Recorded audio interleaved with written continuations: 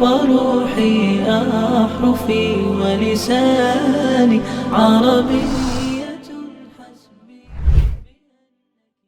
الحمد لله الذي جعل العربية لنا لسانا وزادها شرفا وجمالا وبيانا، أنزل بحروفها الذكر قرآنا. نشهد أن لا إله إلا الله وحده لا شريك له، كرم الإنسان وهداه بالقرآن وعلمه البيان. ونشهد أن سيدنا محمدا عبده ورسوله، أفسح الناس لسانا وأجملهم بيانا، وهبه ربه جوامع الكلم ففاق الناس فضلا وجمالا. فاللهم صل وسلم وبارك عليه وعلى آله وأصحابه، فهم في اللغة والبيان فرسانا، وعلى التابعين ومن تبعهم إحسانا وإيمانا.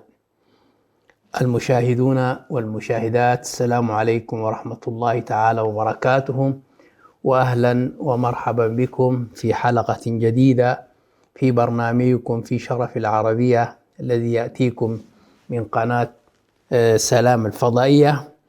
وهذا البرنامج يتناول تاريخية اللغة العربية في مر العصور والدهور، من حيث نهضتها وانتشارها في العالمين، حيث نبحر معا في عالمها العميق. وفي هذه الحلقة، وهي الجزء الرابع الذي نتناول فيه اللغة العربية في إثيوبيا، تاريخ من الانتشار والصمود. إثيوبيا حديثا والحبشة قديما. وتوقفنا في الحلقة التي مضت في مراحل تدريس اللغة العربية، فقلنا مرحلة التهجي، أي تهجي الحروف العربية، وبعد ذلك يتعلم الطلاب كيفية الربط بين الحروف، ألف باء تاء يكون منه جملة، وكيفية قراءتها وكتابتها مجمعة. وبعد ذلك يتدربون على قراءة آيات القرآنية بطريقة التهجي.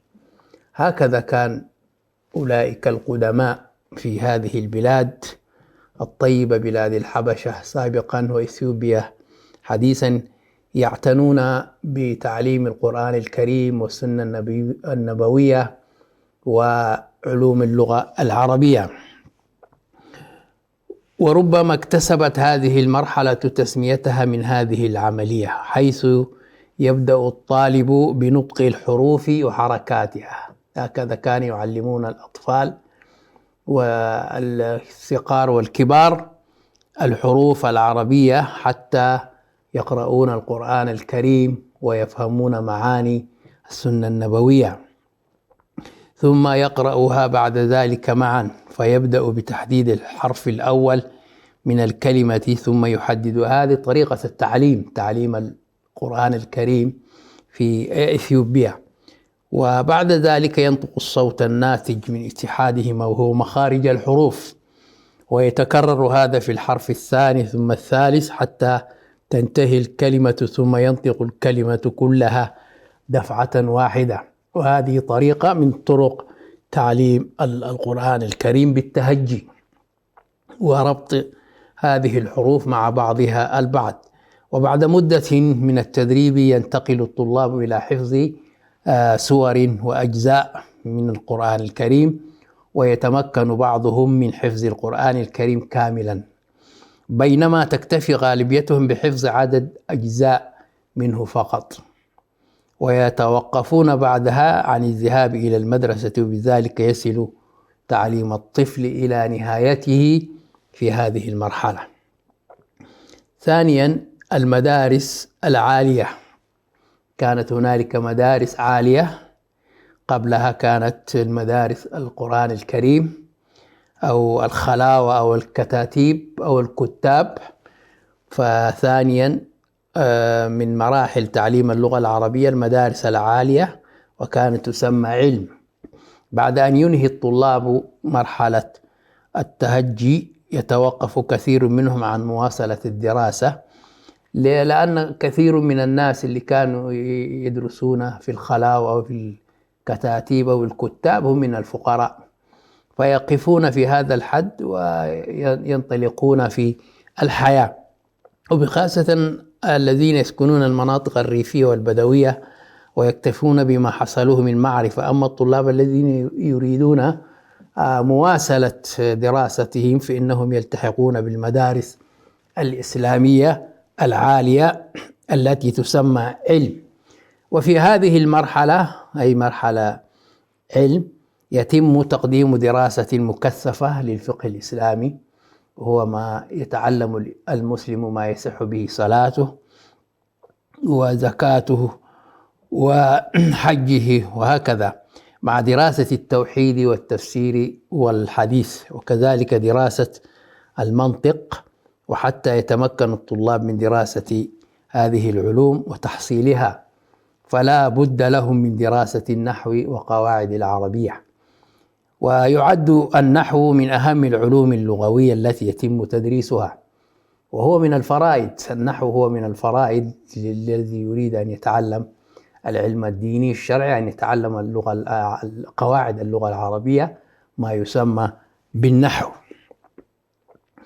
ويعد النحو من أهم العلوم اللغوية التي يتم تدريسها في هذه المرحلة. ومن الكتب التي تدرس في هذا الفرع الأجرمية، هذا الكتيب الصغير ذو فائدة كبيرة جدا، وهو للآجروم، ومطالعة العرب وألفية ابن مالك والمجيب ومغني اللبيب. هذه الكتب كانت تدرس أو كانت تدرس في المدارس الإسلامية في إثيوبيا حديثا والحبشة قديما. كذلك هنالك علوم لغوية أخرى يتم تدريسها مثل الصرف والعروض والبيان والبديع والبلاغة. والعروض هو ما يخص علم الشعر العربي.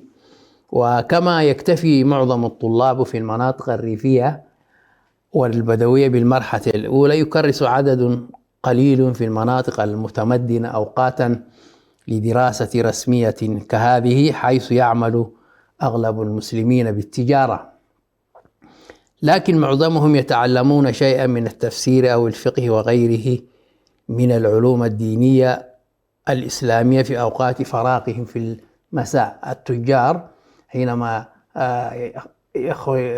ينتهي دوامهم في أشغالهم يذهبون إلى المساجد في المساء ويتعلمون ما يحسنون به من صلاتهم من فقه ومعرفة الكتاب والسنة النبوية والفقه، حيث يذهبون إلى المسجد ويستمعون إلى الدروس التي تلقى هناك. ونظرا لأن المدارس القرآنية المذكورة سابقا والتي تقوم بتعليم اللغة العربية والقرآن الكريم لا تفي بمتطلبات العصر الحديث، وحيث أن مناهجها تخلو من المواد الدراسية الحديثة كالتاريخ والجغرافيا والكيمياء واللغة الإنجليزية وغيرها، كما أنها لا تعلم الأطفال اللغة الأمهرية وهي لغة الدولة الرسمية. هذه المناطق سابقا قبل 100 عام أو 200 فأكثر كانت مناطق إسلامية تهتم باللغة العربية، وكان فيها ممالك إسلامية، ما يسمى الممالك الإسلامية في الحبشة أو ما يسمى ببلاد الطراز الإسلامي، فإنها لم تستطع أن تنافس المدارس الحديثة أي هذه الخلاوة أو المدارس القرآنية، ولم يعد لها مكان في نظام التعليم الحديث. قصدوا هذا المعنى هؤلاء المحتلون أو الكفار بأن يبعدوا المسلمين عن دينهم، وذلك بإبعادهم عن اللغة العربية ومضايقة اللغة العربية والمدارس العربية التي كانت في ذاك الوقت. ولذلك أصبح كثير من الشباب يذهبون إلى المدارس الحكومية التي تدرس بالأمحرية واللغة الإنجليزية لكي يجد وظيفة في الدولة، لذا أصبح من الواجب إيجاد موائمة بين مناهج المدارس القرآنية ومناهج المدارس الحديثة في المناطق ذات الكثافة المسلمة. وفي بعض الدول الإفريقية حصل تطوير للمدارس الإسلامية، حيث أدخلت هذه المواد من ضمن المواد الإسلامية تدرس للطالب. ومن أجل هذا ظهرت المدارس الخاصة التي تعرف في اسم مدرسة. وهذه المدارس عادة ما تقوم بتعليم اللغة العربية والقرآن الكريم، بالإضافة إلى أنها تتبع مناهج وزارة التعليم ومقرراتها. وهذا النوع من المدارس منتشر إلى حد ما، سواء في القرى الصغيرة أو في المدن الكبيرة. المدارس الإسلامية التي اتبعت مناهج وزارة التعليم لكي تواكب الحياة، حيث توجد 6 مدارس منها في مدينة هرر، هذه المدينة الإسلامية العلمية، أدخلت هذه المواد من وزارة التعليم الإثيوبية. وكذلك 20 مدرسة في ديرادارو، و10 مدارس في أديس أبابا، وأعداد صغيرة أخرى في غيرها من المدن. لكن يؤخذ على هذه المدارس ازدحام المناهج، فالطالب في هذه المدارس يجب أن يتعلم اللغة العربية والقرآن الكريم، بالإضافة إلى تعلم اللغة الأمهرية واللغة الإنجليزية، إلى جانب المواد الأخرى التي تدرس في المدارس الابتدائية العادية. كذلك يؤخذ على هذه المدارس أنها عادة لا تقدم برنامجا تعليميا كاملا، ونتيجة لذلك فإن الظاهرة السائدة هي أن يترك التلاميذ هذه المدارس في الصف الثالث أو الرابع، ويلتحقون بمدارس أخرى، أي مدارس حكومية، من أجل تعليم أفضل وفرص أكبر لاجتياز هذه المرحلة والوصول إلى المرحلة الثانوية. وهكذا خطط لإبعاد المسلمين عن لغتهم العربية، هذه اللغة الثرة المتطورة، وقصدوا هذا لإبعاد الناس وربطوا الناس باللغة الأمهرية ولغة الاحتلال الإنجليزية. وبالإضافة إلى هذين النوعين من المدارس التي تقوم بالتعليم اللغة العربية، المدارس القرآنية الإسلامية الخاصة، يوجد نوع ثالث من المدارس، وهي المدارس الخاصة بالجاليات العربية والإسلامية في إثيوبيا. مشاهدي الأعزاء، إلى فاصل قصير ثم نعود إليكم. عربية قلبي وروحي أحرفي ولساني، عربية حسبي، عربية قلبي وروحي أحرفي ولساني، عربية حسبي. الحمد لله والصلاة والسلام على رسول الله وعلى آله وأصحابه أجمعين. أهلا ومرحبا بكم بعد فاصل قصير نواصل ما انقطع من الحديث. وهذه المدارس تابعة لبعض الدول والأفراد. الجاليات العربية التي جاءت منذ القدم مثل الجالية اليمنية وغيرها أنشأت مدارس من نفقة رجال الأعمال وذوي الأموال والمحسنين، وتقوم بتعليم اللغة العربية والدين الإسلامي بالإضافة إلى المواد الأخرى. وهذه المدارس ذات مستوى تعليم أفضل من غيرها، وتتمتع بإمكانات تعليمية متقدمة. لذلك تلقى إقبالا كبيرا من مسلمي إثيوبيا، لأن لها إمكانات ولها كوادر قوية ولها إدارات أقوى. ولذلك كثير من الشباب أو الطلاب الإثيوبيين ينضمون إلى هذه المدارس الخاصة. ما هي أسباب انحسار اللغة العربية وتراجعها في إثيوبيا؟ كما ذكرنا، هذه المناطق كانت مناطق إسلامية وذات هوية عربية منذ القدم، ولكن لظروف الحياة والصراع بين الحق والباطل وبين الدين وغيره وبين الإسلام وغيره، حصل تراجع وحصل انحصار لهذه اللغة في إثيوبيا حديثا وفي الحبشة قديما. حينما نطالع الوضع الذي وصلت إليه اللغة العربية في إثيوبيا ونرى مدى تراجع مكانتها والانحسار الذي ألم بها، يتبادر إلى أذهاننا تساؤل عن الأسباب التي أدت إلى ذلك الوضع. ما تغير هذا الوضع للغة العربية في هذه البلاد؟ لقد تضافرت عدة أسباب معا وأدت إلى هذا التراجع، ويأتي على رأس هذه الأسباب تأثير اللغات الأوروبية والاحتلال. فبدءا من القرن الخامس عشر وحتى القرن العشرين حاول الاحتلال الأوروبي الذي بسط سيطرته ونفوذه على قالب الدول القارة إفريقيا، ليست إثيوبيا لوحدها، كل إفريقيا التي كانت الدول فيها تدرس اللغة العربية حاصرتها واحتلت هذه البلاد وسيطرت عليها سيطرة وفرضت لغتها ومناهجها. والحيلولة دون انتشار الإسلام وتقلقل الثقافة العربية في أفريقيا. وبدأ الصراع بين الثقافتين العربية والأوروبية أو الثقافة الإسلامية وغير الإسلامية، وكان محل التنازع اللغة التي هي وسيلة نقل الثقافة. فكانت هناك صراع بين اللغة الأوروبية واللغة العربية. وقد عمل الاحتلال الأوروبي على تأسيس امتداد لغوي وثقافي وفكري غربي له في إفريقيا عامة، اللغة الفرنسية واللغة البرتغالية واللغة الأسبانية واللغة الإنجليزية بانتشار كبير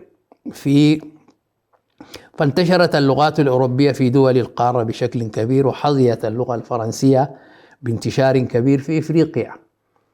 تجد بعض الدول تتكلم باللغة الفرنسية وخاصة شمال أفريقيا وما يسمى بالدول الفرنكوفونية الإفريقية، موريتانيا وتشاد وغيرها وجيبوتي. هذه كانت اللغة الفرنسية فيها أعلى درجة، تعتبر لغة رسمية، حيث توجد 24 دولة إفريقية تنتشر بها الفرنسية كلغة رسمية ويتخاطب بها في المجتمع الأفريقي.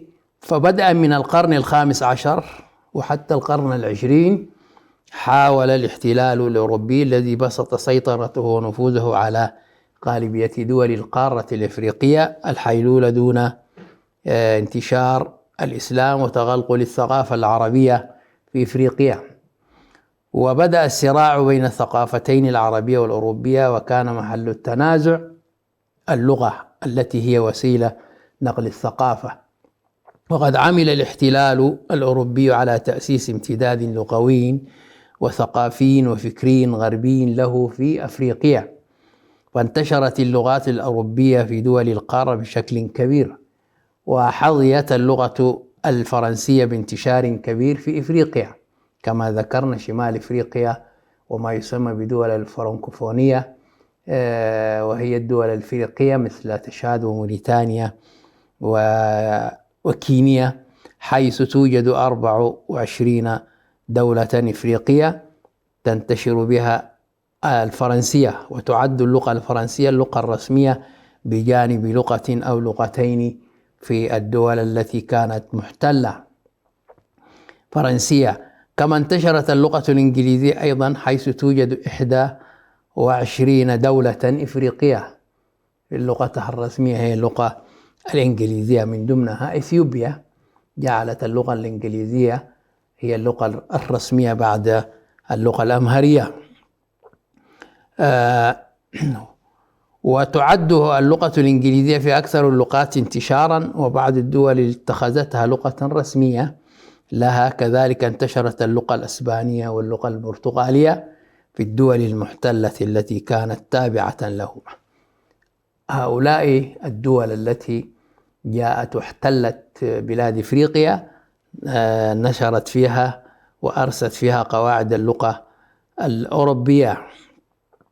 وإذا كان الاحتلال الإيطالي لإثيوبيا لم يؤدي إلى نشر اللغة الإيطالية بها على نطاق واسع نظرا لقصر المدة التي قضاها خاصة في إثيوبيا، أما في إريتريا وهنا إثيوبيا عامة قبل انفصال إريتريا عنها كان هنالك احتلال إيطالي فرض لغته في إريتريا وهكذا، وكذلك ما يسمى بالصومال الإيطالي.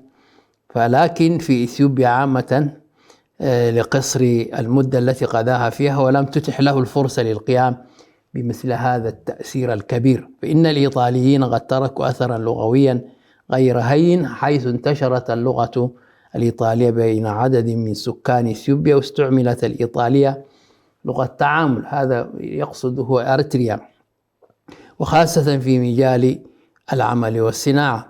ولم تكن إيطاليا وحدها التي مارست دورا في نشر اللغات الأوروبية في إثيوبيا، فقد سبقها في هذا المجال البرتقاليون، كما أن ظروف إثيوبيا السياسية أدت إلى تدخل قوى أجنبية أخرى وبخاصة الإنجليز والفرنسيون، وكل قوة من هذه القوى عملت على نشر اللغات الأوروبية لمضايقة اللغة العربية ومحاصرتها.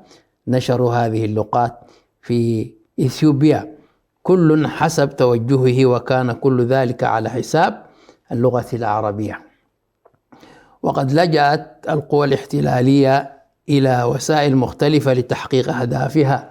هنالك وسائل لتحقيق أهدافها، وهي الهدف الأول إبعاد المسلمين عن دينهم وإبعادهم عن اللغة العربية، لأنها هي الوسيلة لفهم الدين الإسلامي. أولا إطلاق يد البعثات التنصيرية، جاءوا بقسيسين ونشروا هذا الدين النصراني، وتخصيص الإمكانات الكبيرة لها وترجمة الإنجيل إلى كل اللغات الأفريقية المحلية، فتمت ترجمة الإنجيل إلى لغات إثيوبيا المحلية المختلفة، فترجم إلى الأمهرية والأرومية والتجرينية. هذه اللغات الحية في إثيوبيا الأمهرية والأرومية والتجرينية وغيرها من اللغات المحلية الأخرى، ترجم هذا الإنجيل وبث في هذا المجتمع. ثانيا محاولة تشويه صورة العلاقات العربية الإثيوبية من ناحية خلق تزوير التاريخ الإسلامي وكراهية الأفارقة للعرب، هكذا محاولة تشويه صورة العلاقات العربية الإثيوبية من ناحية، والعلاقات الإسلامية بالنصارى في إثيوبيا من ناحية أخرى، وذلك عن طريق إظهار العرب كأنهم كانوا تجار رقيق ومستعمرين، هكذا نشروا في تاريخهم وفي أدبياتهم، والعمل على إحياء نزعة التعصب الديني بين المسلمين والنصارى في إثيوبيا، بالإضافة إلى إهمال المسلمين وحرمانهم من فرص التعليم وفرص العمل المناسبة، مما أدى إلى تأخرهم وتخلفهم. كما ذكرنا أن إثيوبيا الحالية فيها عدد المسلمين أكثر من عدد النصارى، ما يقارب 80 يعني في المئة من سكان إثيوبيا كلهم مسلمون، ولكن لضعفهم وتخلفهم تسلط عليهم النصارى الأمهرة التي لا تساوي 10% من مجموع سكان إثيوبيا الحديثة. ثالثا تعطيل كتابة اللغات الإثيوبية التي كانت تكتب بالحرف العربي واستبدالها بالحرف اللاتيني بالعربي، فتم التوسع في كتابة اللغات الإثيوبية بالحرف اللاتيني، يعني من الحرف العربي. الأرومية كانت تكتب بالحرف العربي فحولت إلى الحرف اللاتيني، وكذلك اللغة الصومالية في إثيوبيا وفي الصومال ذاتها كانت تكتب الصومالية من اليمين إلى اليسار وبالحرف العربي، ولكنها غيرت باللغة الصومالية بالحرف اللاتيني. كذلك لغة الأرومو، هذه القبيلة الكبرى في إثيوبيا، وهي أكبر تعداد، ما يقارب 50% من سكان إثيوبيا من الأروميين، وهي قبيلة فيها ما يقارب 90% من المسلمين. وكتابة هذه اللغات بالحرف اللاتيني يعني ربط هؤلاء الأقوام بالثقافة الغربية من ناحية، وفصل الإثيوبيين عن تراثهم المسجل بالحرف العربي. كما ذكرنا أن الإنجيل كان يكتب باللغة العربية لارتباط إثيوبيا بالأقباط في مصر، لأن الأقباط كانوا يكتبون باللغة العربية، عن تراثهم المسجل بالحرف العربي وعزلهم عن ماضيهم من ناحية أخرى. رابعا، فرض اللغات الأوروبية لغات للتعليم في المدارس الحكومية الإنجليزية والفرنسية وغيرها، وكان الهدف من ذلك القضاء على اللغة العربية نهائيا واستبدال اللغات الأوروبية بها. وقد حدث ذلك في إثيوبيا حينما تم إقرار اللغة الإنجليزية لغة للتعليم الحكومي في المرحلة الثانوية والتعليم العالي. كذلك ساعدت السياسة اللغوية في إثيوبيا على سحب البساط من تحت أقدام اللغة العربية، مما أدى إلى تراجع مكانتها وضعف انتشارها. مشاهدي الأعزاء، إلى حلقة جديدة بإذن الله، استودعكم الله، والسلام عليكم ورحمة الله وبركاته. عربية حسبي بأنك منطقي وبياني، عربية قلبي وروحي أحرفي ولساني، عربي